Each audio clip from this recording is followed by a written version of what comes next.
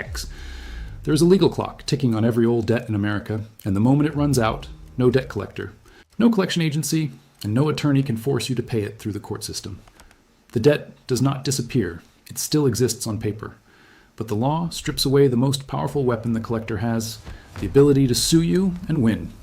The clock is called the Statute of Limitations. It is embedded in the civil code of every state, and depending on where you live, it runs for as little as 3 years. Once it expires, the debt becomes what attorneys call time-barred. A collector can still ask you to pay, they can still call, they can still send letters. But if they take you to court, you raise one defense, the statute of limitations, and the case is dismissed. You owe nothing. Here's what the debt collection industry does not want you to know. That clock can be restarted. And the single most common way it restarts is when you make a payment, any payment, even $5, even $1. A single payment in most states resets the statute of limitations back to 0, giving the collector a brand new window of 3 to 6 years to sue you all over again. The $13 billion debt collection industry depends on this. Their agents are trained to get you to make a small payment, any payment, as a gesture of good faith. What they are actually doing is resurrecting a dead debt and arming themselves with a lawsuit they could not have filed 5 minutes earlier. Welcome to the Invisible Ledger. If these stories matter to you, hit subscribe and the bell. This is where we trace the money they told you not to follow. Statutes of limitations on debt are among the oldest legal principles in Western law. The concept traces back to Roman law, where the praescriptio temporis established time limits on legal claims. The Romans recognized that allowing indefinite legal liability created injustice. Witnesses die. Records are lost. Memories fade. A claim brought decades after the alleged obligation carries inherently less reliability than a timely one.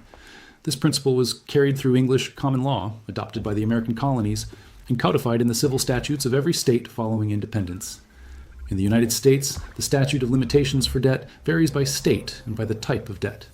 Written contracts, which include most credit card agreements and loan documents, typically carry a statute of limitations of 3 to 6 years. In Mississippi, the limit is 3 years.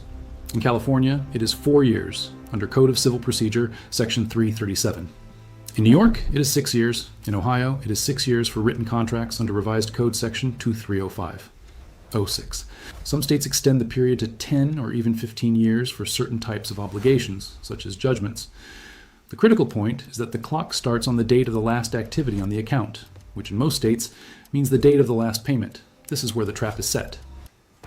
Under the legal doctrine recognized in most jurisdictions, a partial payment on a time-barred or near time-barred debt constitutes an acknowledgement of the obligation, resetting the statute of limitations. The restatement. Second of contracts and case law across dozens of states support this principle. In some states, even a written promise to pay or a verbal acknowledgement can restart the clock. The specifics vary, but the core principle is consistent. Action by the debtor that acknowledges the debt can revive the creditor's right to sue. Debt collectors know this intimately. The Federal Trade Commission's 2013 report on the debt buying industry found that debt buyers purchase accounts that are years old, often well past the statute of limitations, for fractions of a cent on the dollar. They then contact consumers and use carefully crafted scripts designed to elicit a payment. The scripts never mention the statute of limitations. They never inform the consumer that the debt may be legally uncollectible. They frame the call as an opportunity. Pay just $25 today to show good faith. Set up a small payment plan. We can work with you. What they are working toward is a payment that resets the legal clock and transforms a worthless portfolio entry into a legally actionable debt. The Consumer Financial Protection Bureau addressed this practice in its 2021 debt collection rule, which requires collectors to provide certain disclosures, including the age of the debt and the itemization of the balance. However, the rule does not require collectors to inform consumers that the statute of limitations has expired or that making a payment could restart it. Consumer advocates, including the National Consumer Law Center, have pushed for such disclosures for years, arguing that without them, consumers are manipulated into reviving debts they could have legally ignored. Before I go further, this video is just the surface. Inside the Invisible Ledger vault, you will find the complete state-by-state statute of limitations chart for every debt type, scripts for responding to collectors on time-barred debts, cease and desist letter templates, and the legal citations you need to assert the statute of limitations defense in court. The link is in the description, but stay right here. The credit reporting angle adds another layer. Under the Fair Credit Reporting Act, Section 605, most negative items can remain on your credit report for 7 years from the date of first delinquency. This 7-year reporting period is separate from the statute of limitations. They are two different clocks running on two different timelines. A debt can fall off your credit report after 7 years, but still be within the statute of limitations for lawsuits in states with longer limitation periods. Conversely, a debt can be past the statute of limitations and legally unenforceable in court, but still appear on your credit report if the 7-year reporting period has not expired. This distinction is critical because it means that paying an old debt, even one that is about to fall off your credit report, can restart the reporting clock in some circumstances. Under the FCRA, re-aging a debt, meaning reporting an old debt as new to extend the 7-year period, is illegal. But if you make a new payment on an old account, some furnishers update the account status, which can cause the account to appear more recently active, effectively extending its visibility on your report. The FTC and CFPB have both issued guidance stating that the 7-year period runs from the date of first delinquency and cannot be legally reset by subsequent payments, but enforcement of this rule has been inconsistent. If you have made it this far, you understand the two-clock system, statute of limitations, and credit reporting period better than the vast majority of consumers who receive collection calls every day. Subscribe and share this video. Let me give you the exact steps to protect yourself. Step 1. Determine the statute of limitations in your state for the type of debt in question. The National Consumer Law Center publishes state-by-state charts, and your state attorney general's office often has consumer protection guides with this information. Step 2. Determine the date of last activity on the account. This is typically the date of your last payment.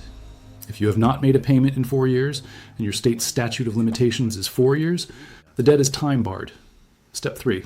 If a collector contacts you about a debt you believe is time barred, do not make any payment, do not promise to pay, and do not acknowledge the debt as yours. In some states, even a verbal acknowledgement can restart the clock. Respond in writing only. Step 4. Send a debt validation letter under FDCPA Section 809, as covered in Video 10 of this channel. Request proof of the debt, the amount, the original creditor, and the date of last activity. Step 5. If the debt is time barred and the collector files a lawsuit, do not ignore it. File an answer and raise the statute of limitations as an affirmative defense. In most jurisdictions, the burden is on the defendant to raise this defense. If you do not show up and do not raise it, the collector can win a default judgment even on a time-barred debt. Step 6. If the collector sues you on a debt they know is time-barred, consult a consumer rights attorney. Filing suit on a time-barred debt has been found by some courts to violate the FDCPA, and you may have a counterclaim for damages. Total cost to protect yourself? 0, unless litigation is required. Total cost of making one uninformed payment on a time-barred debt. Potentially thousands of dollars in a restarted statute of limitations. In a lawsuit, you could have avoided entirely. I need to be honest with you, this is not a free pass to ignore all debts. First, the statute of limitations defense only applies in court. It prevents a collector from winning a lawsuit against you.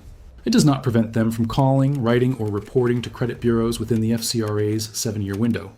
Second, the moral and practical implications of unpaid debt are real. An unpaid debt can affect your ability to get housing, employment, and insurance, even if it is legally unenforceable. Third, the statute of limitations varies significantly by state and by debt type. Oral contracts, written contracts, promissory notes, and open-ended accounts like credit cards may each have different limitation periods in the same state. You must verify the correct period for your specific situation. Fourth, in some states, making a payment is not the only action that can restart the clock. A written acknowledgement, a promise to pay, or even entering a new payment agreement can have the same effect. Know your state's rules before communicating with a collector.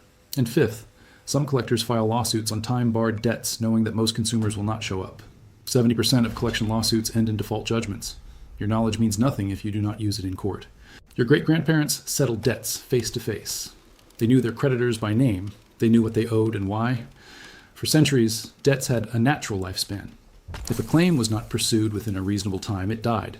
Then, one generation was taught to fear a phone call from a stranger demanding payment for a debt they barely remember, backed by a spreadsheet they have never seen, for an amount they cannot verify.